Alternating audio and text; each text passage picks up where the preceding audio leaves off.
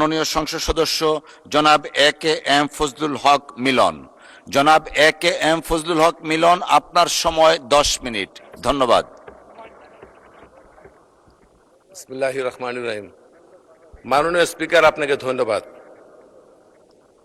আন্তরিক কৃতজ্ঞতা আপনার প্রতি এই জন্য আমি গর্বিত যে ঢাকা বিশ্ববিদ্যালয় মহসিন হলে আমরা একসাথে ছিলাম। আপনাকে আমরা বলতাম স্লোগান মাস্টার। স্বৈরাচার বিরোধী আন্দোলনে আপনি স্লোগান দিতেন, আমরা সেই স্লোগানে অংশগ্রহণ করতাম। মাননীয় স্পিকার, সময় যা দিয়েছেন কথা বলা যাবে না বুঝতে পেরেছি, দয়া করে খেয়াল রাখবেন একটু। এবং এই ক্ষেত্রে আমি মাননীয় সংসদ নেতা, মাননীয় প্রধানমন্ত্রী দৃষ্টি সহানুভূতিশীল একটু দৃষ্টি দেওয়ার জন্য অনুরোধ করছি। মাননীয় স্পিকার, 1971 সন এর সাথে জিয়াউর রহমান জড়িত, 1975 সন জিয়াউর রহমান জড়িত, 1990 সন বেগম খালেদা জিয়া জড়িত, 2024 সন আজকের প্রধানমন্ত্রী সংসদ নেতা জড়িত। অনেক ব্যাখ্যা রয়েছে। এই প্রত্যেকটা রাজনৈতিক পরিমণ্ডলে রাজনীতির বাঁকের সাথে বিপরীতমুখী দ্বান্দ্বিক রাজনীতির জটিল সমীকরণের একটা সম্পর্ক রয়েছে। এই জটিল সমীকরণের সমাধান হয়েছিল জিয়া পরিবার এবং বাংলাদেশ জাতীয়তাবাদী দলের হাত ধরে। অতএব সংক্ষেপে যদি বলতে হয়, সামগ্রিকভাবে সমষ্টিগতভাবে জিয়া পরিবারের কাছে, বিএনপির কাছে গোটা জাতি, আমি ব্যক্তিগতভাবে এই সংসদ কৃতজ্ঞতা ভাষায় আবদ্ধ থাকার কথা। কারণ এই বাংলাদেশের ইতিহাস থেকে জিয়া পরিবারের ইতিহাসকে যদি কেউ বিচ্ছিন্ন করে দেখার, খণ্ডিত করে দেখার চিন্তা করে, তাহলে সেই কথাই মনে করিয়ে দেয়। একটি কথা আছে, রাজনীতি থেকে যদি ধর্মকে বাদ দেওয়া হয় তাহলে কেবলমাত্র চেঙ্গিসের রাজত্বই কায়েম হয়।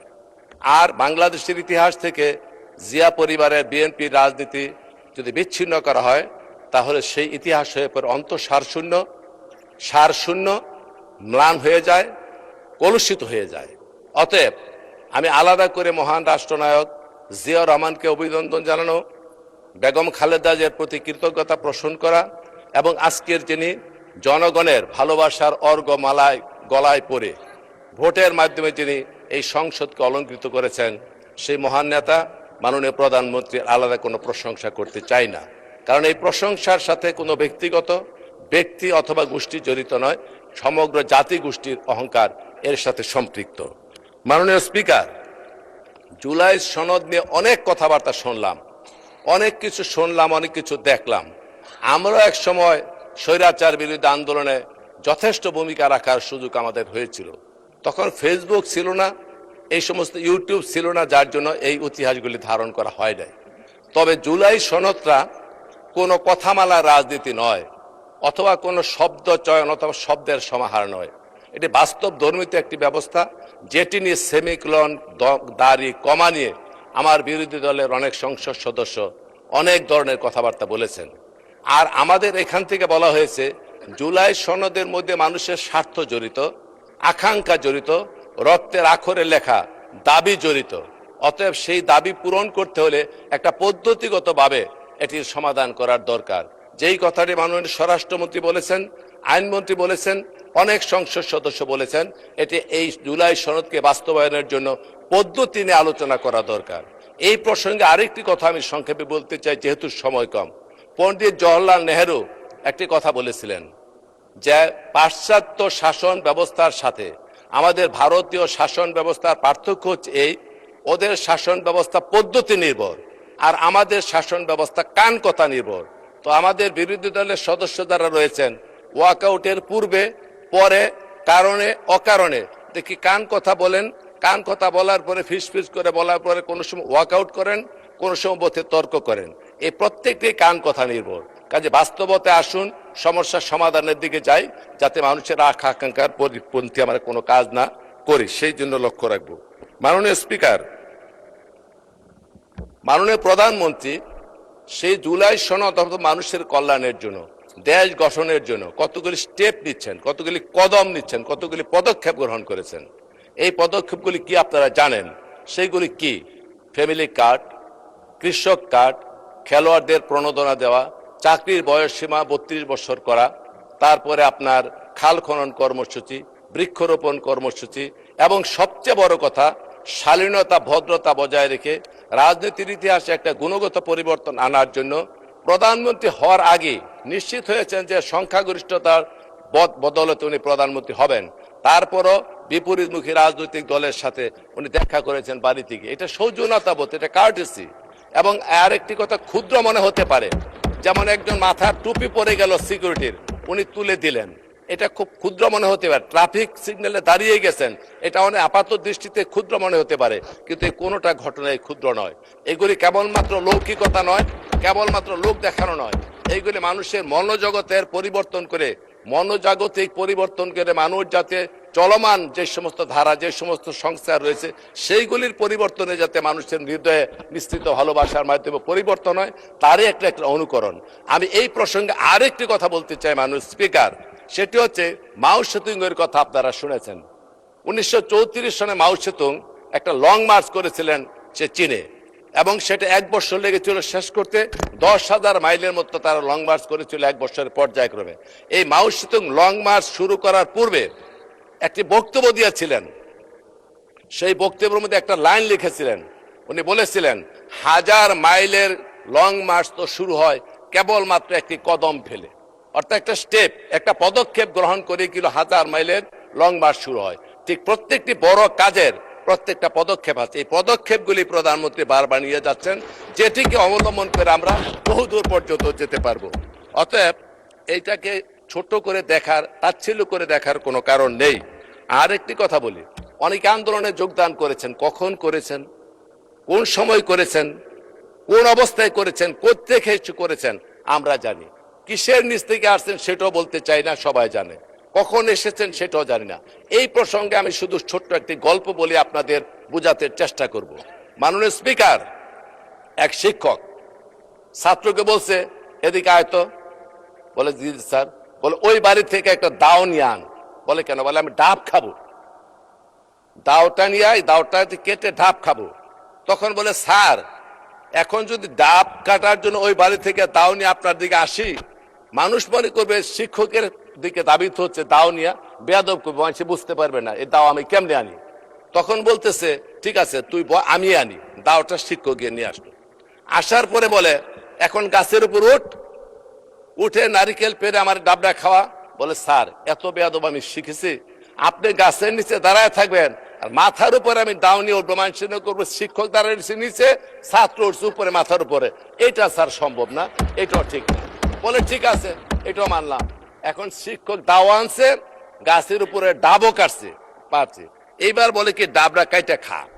এখন বলতেছে স্যার কয়বার বেয়াদবি করে, 2 বার 2টা কথা রক্ষা করে নেয়, এইবার ডাবডা নেনে ছাত্র কাইটা ডাবডা খেয়ে ফেলছে।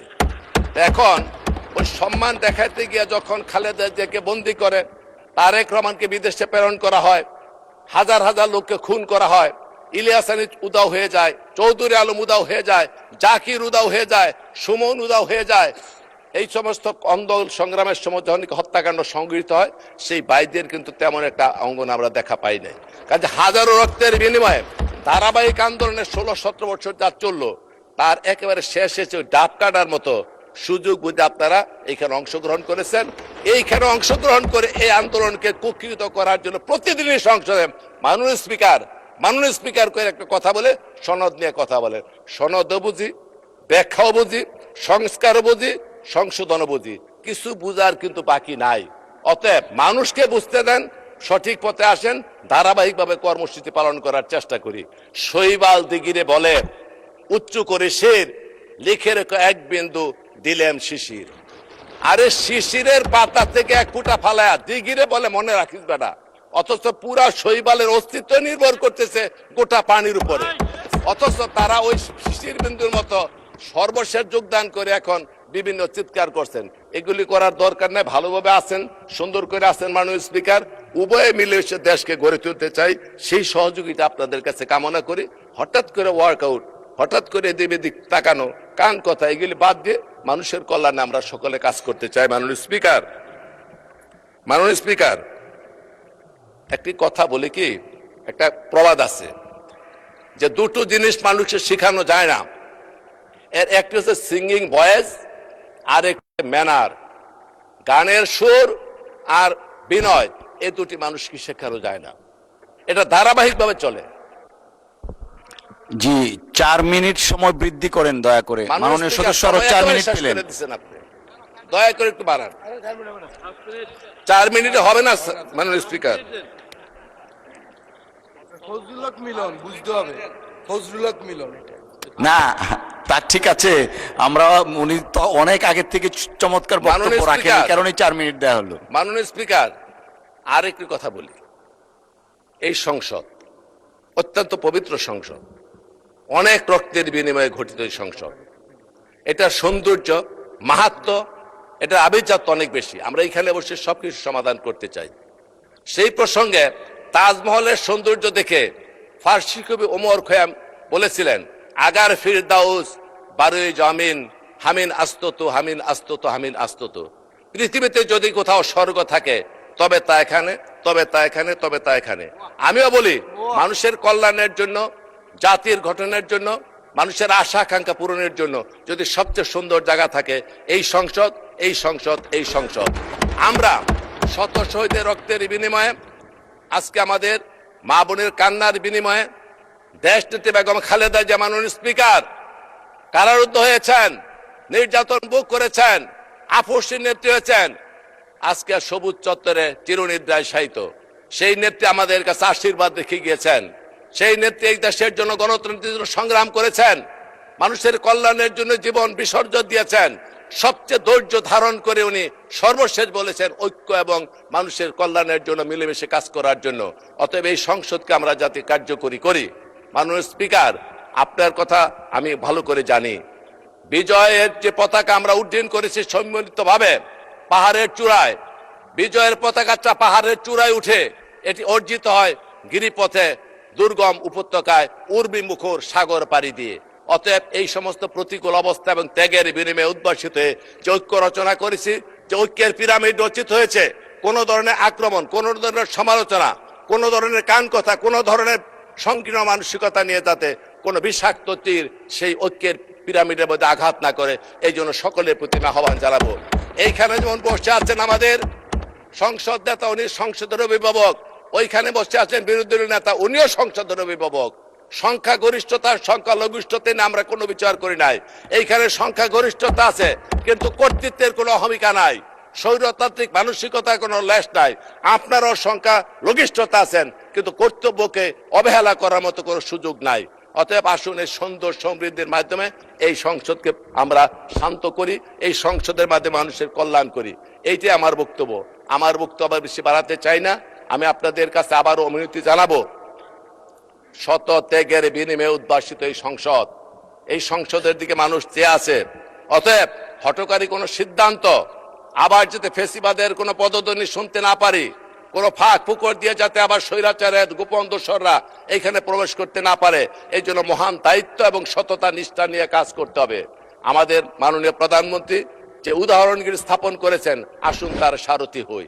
উনি শুরু করেছেন, এই পথকে যদি নাকি কল্যাণকামী পথে চূড়ান্ত পর্যায়ে নিতে হয়, তাহলে সকলের সহযোগিতা প্রয়োজন।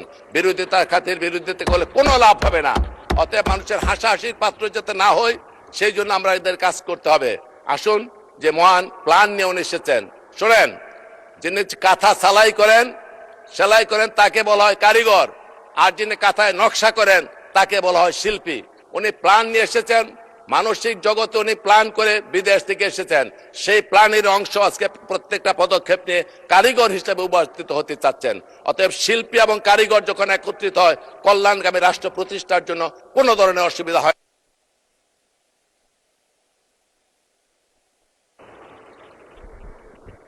জি, বিরোধী চিফ হুইপ মহোদয়, 2 মিনিট। আমার মনে হয় বিরোধী দলের চিফ হুইপও এগ্রি থাকবেন, সবাই বক্তব্য শুনছে। 2 মিনিট দেওয়া হলো। আর সর্বশেষ মাননীয় স্পিকার, এলাকার লোকজনকে আন্তরিক ধন্যবাদ জানায়, ভোট দিয়ে নির্বাচিত করেছেন। আমি আলাদা কোনো ক্ষেত্র যে উন্নয়নের কথা বলবো না, সামগ্রিক জনগণের কল্যাণের জন্য যে সমস্ত কাজ আমার এলাকায় করা দরকার, আমি বিনয়ের সাথে মাননীয় প্রধানমন্ত্রীর মাধ্যমে সকল দপ্তরের মন্ত্রী মহোদয়ের কাছে অনুরোধ করব, আমি যখন যে কোনো কাজে যাব ব্যক্তিগত স্বার্থে নয়, মানুষের কল্যাণের জন্য সহানুভূতিশীল দৃষ্টি আকর্ষণ করে আমাকে সহযোগিতা করবেন। আগামীতে পথ চলতে চাই, একতে সারথি হতে চাই। প্রধানমন্ত্রী বলেছেন জনগণের সাথে থাকুন, জনগণের সাথে রাখুন, সেই কথা বলে আমরা পথ চলতে চাই। এই কথাটা কেন করতে হবে মাননীয় স্পিকার? আর কোনো কারণ নাই, কারণ একটাই মাননীয় স্পিকার, সব করতে হবে জাতির কল্যাণে, মানুষের কল্যাণে, দেশের কল্যাণে। এর কারণ একটি, সেটি হচ্ছে সবার আগে বাংলাদেশ।